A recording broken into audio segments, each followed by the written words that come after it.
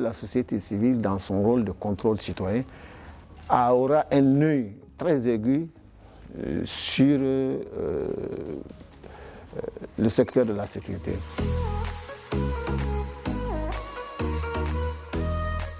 Bonjour et bienvenue dans Bembere Yele. Depuis des années, on entend parler de la réforme du secteur de la sécurité. Qu'est-ce que le Malien lambda doit comprendre par cette appellation? À ce stade, quelles sont les avancées tangibles?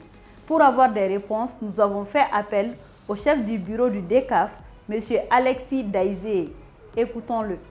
Réformer, c'est toutes les initiatives prises par les pays, les acteurs nationaux, pour faire face à ces déficits, pour faire face à ce dysfonctionnement, afin de rétablir une situation normale où les besoins de sécurité de la population sont satisfaits.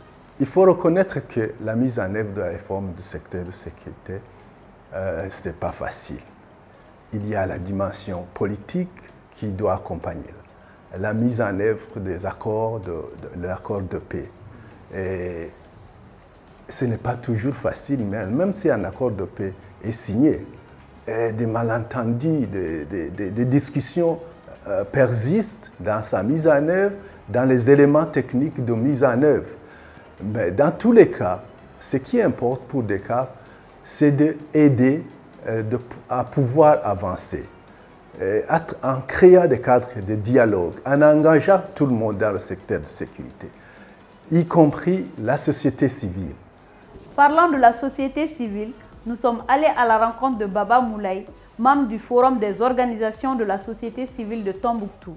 Ils nous parlent de leur implication dans cette réforme du secteur de la sécurité.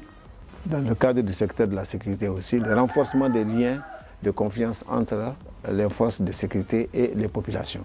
Ça, c'est un chapitre de la réforme.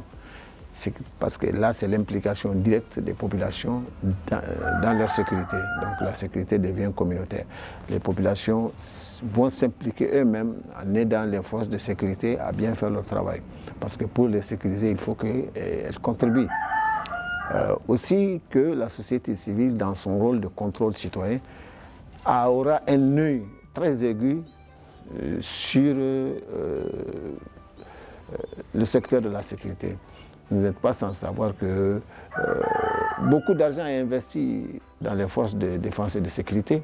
La société civile doit avoir un œil parce que les citoyens, ils payent ses impôts, il doit savoir comment c'est utilisé. Donc il a le droit d'exercer un contrôle sur